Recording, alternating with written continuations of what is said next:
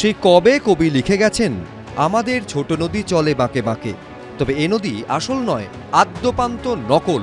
পূর্ব বর্ধমানের কাটোয়ায় ঠিক এইভাবে অজয় নদের পাশ দিয়ে যেন বয়ে চলেছে একটা নকল নদী। গ্রামবাসীদের দাবি, এর নেপথ্যে রয়েছে অবৈধ বালি উত্তোলন ও কাঁচা টাকার খেলা। আর তার জেরেই বাঁশতলা বালিঘাট এলাকার অবস্থা এখন এরকম। বালি তুলতে তুলতে বর্ষায় যা কার্যত নদীর চেহারা নিয়েছে। বালি মাফিয়াদের কাছে বালি হচ্ছে সোনা, আর এই সোনা পাওয়ার জন্য দেখা যাচ্ছে যে অজয় নদের পাশে যে জমি ছিল চাষের জমি, সেই চাষের জমি কিভাবে মাটি কেটে সেখান থেকে বালি তোলা হয়েছে।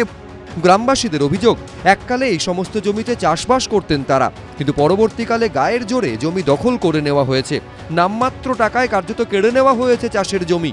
সেই সমস্ত জমিতে পরবর্তীকালে নির্বিচারে চলেছে অবৈধ বালি উত্তোলন। কতটা জায়গা ছিল? 1.5 বিঘা। যে মাটিটা রাত্রেবেলা কেটে উনি জল করে দিয়েছে। কত টাকায় দিয়েছে?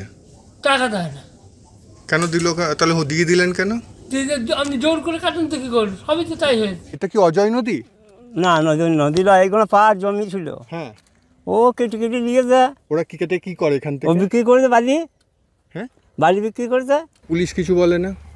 পুলিশকে বিয়ালারকে পয়সা দিয়ে ওরা করিয়ে তো, তাহলে বিয়ালার যদি না বলে তাহলে পুলিশ ওরা জানে না, তারা জানে না। পুলিশ তো নিশ্চয়ই জানে। আপনার জমি কাটতে এসেছিল? হ্যাঁ, কাটটা বলছিল, আমি দেবো না কাটতে।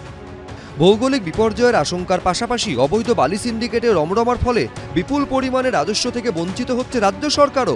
ফুলে ফেপে উঠছে বালি মাফিয়া, কিন্তু কাদের প্রশ্রয়ে? বালি খাদানের রাজস্ব হারালে কি হবে? রাজ্য সরকার পরিচালনা করছে যেই নেতারা, তাদের তো পকেট ভারী হচ্ছে। এরা রাজ্যের চিন্তা করেছে কবে? এরা শুধু ব্যক্তিগত কাটমানি খাওয়ার জন্যই ব্যস্ত।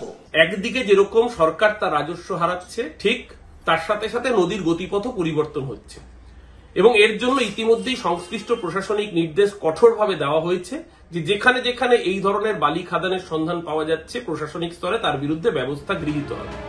অবৈধ বালি পাচার নিয়ে রাজ্য রাজনীতি উত্তাল, কিন্তু প্রকৃতির যে অপূরণীয় ক্ষতি হচ্ছে তার কি হবে? রানা দাস, দীপক ঘোষ, আশাবুল হোসেন, এবিপি আনন্দ।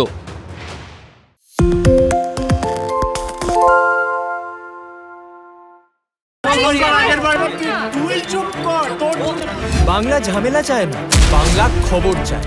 বাংলা খবর, বাংলার খবর।